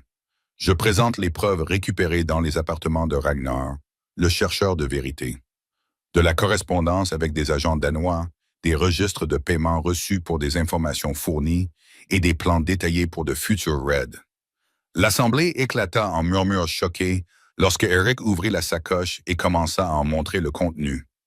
Des lettres portant des sceaux danois, des cartes détaillées indiquant les faiblesses des défenses locales et, plus accablant encore, un registre retraçant des années de transactions qui brossait un tableau clair d'une trahison systématique. Ragnar perdit complètement son sang-froid. Ces documents sont des faux. Il s'agit d'un complot visant à saper l'autorité royale. Alors, vous ne vous opposerez pas à ce qu'ils soient examinés par des experts? Demanda Roll d'un ton doux. Après tout, s'ils sont faux, la vérité sera facilement établie. Mais tous les présents pouvaient lire la culpabilité sur le visage de Ragnar. Good lutte le désespoir dans ses dénégations de plus en plus frénétiques. Les preuves étaient accablantes, et sa réaction ne faisait que confirmer ce que les documents révélaient. La couronne de Winterthorn reposait sur un piédestal en bois à côté de la pierre de vérité, son métal tordu captant la lumière du matin d'une manière qui semblait presque vivante. Cette coiffe cérémonielle était ancienne, au-delà de toute mémoire. Portée uniquement lors des moments les plus solennels de la justice, lorsque le jugement d'une communauté avait le poids d'une sanction divine, sa présence transformait l'assemblée d'une simple audience en quelque chose qui s'apparentait à un jugement par ordalie. Les yeux de Ragnar se fixèrent sur la couronne avec une horreur évidente. Il savait, comme tous les présents, que quiconque la portait lors du jugement serait lié par un serment sacré à ne dire que la vérité absolue. Plus encore, on disait que la couronne contraignait son porteur à l'honnêteté, rendant la tromperie physiquement impossible tant qu'elle reposait sur sa tête. C'est de la folie. Ragnar s'éloigna du piédestal comme si la couronne était un serpent vivant. « Je suis le représentant désigné du roi. Vous n'avez pas le pouvoir de me soumettre à des rituels provinciaux. En réalité, dit calmement Ralph, la main toujours posée sur le pommeau de son épée, en tant que capitaine des Thundersworn, enquêtant sur la trahison contre la couronne, j'ai une autorité considérable, y compris le droit d'invoquer des lois anciennes lorsque des représentants royaux sont soupçonnés de corruption. La foule se pressa davantage, sentant qu'elle était témoin d'un événement dont on parlerait pendant des générations. Le vieux Thorald s'avança parmi les anciens, sa voix portant le poids de décennies. « La loi est claire, déclara-t-il. Lorsque des accusations de cette ampleur sont portées contre une personne qui revendique l'autorité royale, l'accusé peut prouver son innocence en portant la couronne d'épines d'hiver et en disant la vérité devant l'Assemblée. Et s'il refuse, demanda Eric Goldbeard, bien que son ton suggérait qu'il connaissait déjà la réponse, alors sa culpabilité est considérée comme prouvée sans aucun doute, répondit Thorvald d'un ton sinistre. Le visage de Ragnar passa par toutes les expressions de la rage, de la peur et du calcul désespéré. Ses gardes s'étaient rapprochés de lui, mais ils étaient en infériorité numérique et faisaient une face à une foule dont l'humeur devenait de plus en plus hostile à mesure que les implications des preuves devenaient claires. « Je demande un procès par combat, déclara soudain Ragnar, comme le prévoit la loi royale. Un combat contre qui? Crawlfast, vous êtes accusé par le capitaine du roi lui-même, appuyé par des preuves matérielles et des témoignages sous serment. Qui exactement proposez-vous de combattre? La question resta en suspens comme la fumée d'un enterrement. Le jugement par combat exigeait un accusateur clair, prêt à risquer sa vie pour la véracité de ses affirmations. Mais Ragnar n'était pas confronté à un seul homme, mais à toute une communauté unie dans son jugement. « J'invoque mon droit d'affronter mon principal accusateur, dit Ragnar désespérément, tirant son épée de ses mains tremblantes. Toi, Ralph Erickson, si tu crois vraiment à ces mensonges, prouve-le avec l'acier. » Le défi provoqua une vague d'excitation dans la foule. Un combat entre un enquêteur royal et un capitaine des Thundersworn serait une bataille digne d'être chantée, quel qu'en soit le résultat. Mais Hal secoua lentement la tête. Tu te méprends sur la nature de ta situation, Ragnar. Je ne suis pas ton accusateur. C'est elle. Il désigna Freya, qui se tenait debout, comprenant de mieux en mieux ce qu'on lui proposait. Le choix lui appartenait. Accepter la justification formelle que d'autres lui fourniraient ou revendiquer le droit d'affronter directement son bourreau. La loi autorise les champions, fit remarquer Eric. La fille de Freya pouvait désigner Hal comme son représentant dans le combat. Elle le pourrait, acquiesça Ralph, mais c'est à elle de décider. Tous les regards se tournèrent vers Freya lorsqu'elle s'avança, la foule s'écartant devant elle comme l'eau devant la proue d'un navire. Les gardes s'apprêtèrent à l'arrêter, mais le geste discret de Ralph les fit hésiter suffisamment longtemps pour qu'elle atteigne la pierre de vérité. « J'ai quelque chose à dire, déclara-t-elle, sa voix résonnant clairement dans la salle silencieuse, avant que le sang ne coule en mon nom, que toute la vérité soit révélée. » Après mûre réflexion, elle plongea la main dans son corsage et en sortit le décret royal falsifié qui avait condamné son oncle. Le parchemin craqua lorsqu'elle le déplia. Ses faux sceaux et ses mots mensongers étaient désormais exposés à la lumière, à la vue de tous. « Voici le document qui a détruit ma famille, » dit-elle en le brandissant. Mais il s'agit d'un faux créé par quelqu'un qui avait accès aux documents royaux et connaissait les procédures officielles. L'assemblée éclata en exclamations choquées, tandis que les gens se pressaient pour examiner la preuve. Même sans connaissance spécialisée, beaucoup pouvaient voir les signes subtils qui marquaient le document comme faux une fois qu'ils savaient quoi chercher. Ragnar fit un dernier pari désespéré. Cela ne prouve rien. N'importe qui pourrait prétendre qu'il s'agit d'un faux après coup. « Vraiment ?» demanda Freya avec une dignité tranquille.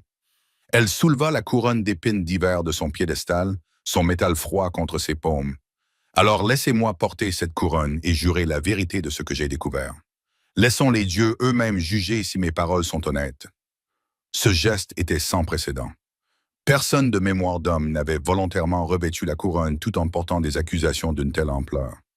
Mais lorsque Freya plaça le métal tordu sur sa tête, un silence s'abattit sur l'assemblée, qui semblait revêtir une importance divine. « Je jure par la pierre de vérité et cette couronne sacrée que l'homme qui se fait appeler Ragnar, le chercheur de vérité, est un traître à la couronne qu'il revendique. Servez, déclara-t-elle d'une voix empreinte d'une conviction absolue. Je jure qu'il a falsifié les preuves contre mon oncle et qu'il fournit des informations aux pillards danois depuis des années. Je jure que la justice exige que ces crimes soient bien révélés et punis conformément à la loi. » Ces mots semblaient flotter dans l'air avec une force surnaturelle, et toutes les personnes présentes sentirent le poids du jugement divin s'abattre sur l'assemblée comme un brouillard funèbre. La couronne d'épines hivernales avait accepté son témoignage, et avec lui, la vérité ne pouvait plus être niée. 6 mois après l'assemblée qui avait tout changé, Freya se tenait à la porte de sa chaumière et regardait le soleil matinal peindre Jorvik de nuances dorées et ambrées. Le village semblait toujours le même, mais la qualité de la lumière semblait différente, plus chaude, plus accueillante, libérée des ombres qui donnaient autrefois à chaque recoin l'impression d'être un endroit où des murmures pouvaient se cacher. La maison elle-même avait été transformée, là où autrefois un mobilier clairsemé et une pauvreté prudente marquaient sa situation précaire, le confort et la prospérité témoignaient désormais d'une vie reconstruite. De riches tapisseries recouvraient les murs, cadeaux des familles dont elle avait soigné les enfants pendant les longs mois d'hiver. Des récipients en argent brillaient sur ses étagères, certains hérités du domaine restauré de son oncle, d'autres achetés grâce à la généreuse compensation que le roi lui avait accordée lorsque la vérité sur la conspiration de Ragnar avait été révélée. Mais l'ajout le plus précieux à sa maison se trouvait sur la cheminée, au-dessus du foyer. 2 bagues forgées à partir de métal fondu qui portaient l'histoire de leurs 2 familles. L'or provenait de l'alliance de sa grand-mère, soigneusement conservée pendant tous ces mois sombres. L'argent provenait de la parole de capitaine de Hal, symbole de son service auprès des Thundersworn. Le forgeron avait travaillé les métaux avec une habileté patiente, créant quelque chose d'entièrement nouveau à partir des vestiges de leurs passés respectifs. Les bagues seraient bénies aujourd'hui lors d'une cérémonie qui unirait non seulement 2 personnes, mais aussi 2 familles, 2 histoires, 2 avenirs qui s'étaient trouvés à travers les moments les plus sombres. Après avoir réfléchi, Rolf s'approcha du centre du village d'une voix empreinte d'humour. Il portait ses plus beaux vêtements, une tunique en laine bleu foncé brodée de fils d'argent, un pantalon en cuir qui lui allait comme une seconde peau et une cape qui respirait la qualité sans ostentation. Mais c'était son expression qui fit battre le cœur de Freya, le regard d'un homme qui avait trouvé sa place. « Jamais », répondit-elle en lui prenant les mains. « Même si j'ai encore du mal à croire que tout cela est réel. C'est réel, lui assura-t-il en portant ses doigts à ses lèvres. Et tout aussi réel est le fait que Ragnar, le chercheur de vérité, ou plutôt Ragnar le traître, a trouvé la mort sur l'échafaud il y a 3 mois. Aussi réel que l'honneur retrouvé de son oncle et le nom réhabilité de sa famille, les semaines qui suivirent l'Assemblée s'écoulèrent avec la rapidité d'une justice royale correctement appliquée. Les aveux de Ragnar, obtenus sous le poids de preuves accablantes, avaient révélé l'ampleur d'une conspiration qui remontait à près d'une décennie. Des dizaines d'affaires ont été rouvertes. Des innocents ont été innocentés à titre posthume et le réseau de corruption a été éradiqué des plus hauts niveaux de l'administration royale. Le roi Harold lui-même s'était rendu à Jorvekstead pour superviser personnellement la restauration de la réputation de Bjornlot et s'assurer que sa nièce reçoive non seulement une compensation, mais aussi la reconnaissance royale pour son rôle dans la révélation de la vérité. La cérémonie avait été simple mais profonde. La chevalière brisée qui symbolisait autrefois la disgrâce de sa famille avait été remplacée par une nouvelle. Bénéficiant de la bénédiction personnelle du roi et de la garantie de sa protection, les enfants de la colonie orientale devraient arriver à midi, dit Freya en ajustant les herbes suspendues aux poutres de sa chaumière. Elle avait non seulement repris son activité de guérisseuse, mais celle-ci était devenue florissante, des gens venant de communautés lointaines pour bénéficier de ses compétences. La fièvre du jeune Bjorn était tombée la veille, mais je veux m'assurer que la maladie pulmonaire ne revienne pas. Vous l'avez nommé d'après votre oncle. Ce sont ses parents qui l'ont fait, en fait. Ils ont dit qu'ils voulaient que leur fils porte le nom d'un homme honorable. La voix de Freya trahissait une satisfaction tranquille. Il semble que la vérité ait tendance à se répandre aussi vite que les mensonges dès qu'elle en a l'occasion. Ils marchèrent ensemble vers la grande salle où les attendait le festin de noces. Le même bâtiment où Freya s'était autrefois assise seule et oubliée bourdonnait maintenant des préparatifs d'une célébration qui allait unir toute la communauté. Les tables ployaient sous le poids de la nourriture et des boissons. Les musiciens accordaient leurs instruments et les fleurs cueillies par les enfants du village décoraient toutes les surfaces. « Des regrets ?» demanda Freya alors qu'ils s'arrêtaient à l'entrée de la salle. « Tu aurais pu obtenir n'importe quel poste dans le royaume après avoir dévoilé la conspiration de Ragnar. Le roi t'a offert le commandement des Thundersworn, le poste de gouverneur d'importants villages, une richesse et une position inimaginables, et j'ai préféré épouser un guérisseur têtu dans un petit village du Nord, répondit Ralph avec un sourire. Il est clair que j'ai complètement perdu la tête.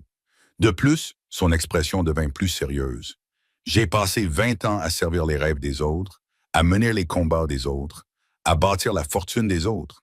Il est temps que je me concentre sur quelque chose qui m'appartient. Les nôtres, corrigea-t-elle. Les nôtres, acquiesça-t-il. Et ce mot portait en lui le poids d'une promesse, d'un avenir partagé et de destin entremêlés. La cérémonie elle-même fut simple mais profonde, célébrée par le prêtre le plus âgé de la colonie, devant une assemblée qui comprenait tous ceux qui avaient assisté à leur première danse publique quelques mois auparavant. Alors qu'ils échangeaient les alliances forgées à partir de leurs histoires respectives, Freya sentit les dernières ombres de la disgrâce de son oncle enfin s'éloigner de ses épaules. « Avec cette bague, dit Ralph d'une voix claire dans la salle silencieuse, je lie ma vie à la tienne, mon honneur au tien, mon avenir au tien. Avec cette bague, répondit Freya, je t'offre mon cœur, ma force, mes mains guérisseuses et tout l'amour que j'ai à donner. Lorsque leurs lèvres se rencontrèrent dans le baiser qui scella leur union, les acclamations des invités rassemblés semblèrent en faire trembler les poutres. Mais pour Freya, ce bruit s'estompa en un bruit de fond, alors qu'elle se perdait dans les bras de l'homme qui avait vu sa valeur, alors que le monde la considérait comme sans valeur. Plus tard, alors que la fête se poursuivait autour d'eux et que le soleil se couchait sur Jorvekstead, ils se tenaient ensemble sur la même colline où l'ancien cercle de pierre marquait le lieu d'un nouveau départ. Les bagues à leurs doigts reflétaient les dernières lueurs du soir, symbole d'un amour qui était passé du simulacre à quelque chose de réel et de durable. Alors, dit Ralph en la serrant contre lui pour la protéger de la fraîcheur du soir, que va-t-il se passer maintenant? Freya sourit en pensant aux enfants qui auraient besoin de soins, aux herbes qu'il faudrait cueillir, à la vie qu'ils allaient construire ensemble dans cet endroit qui était devenu leur véritable foyer. Maintenant, dit-elle, nous,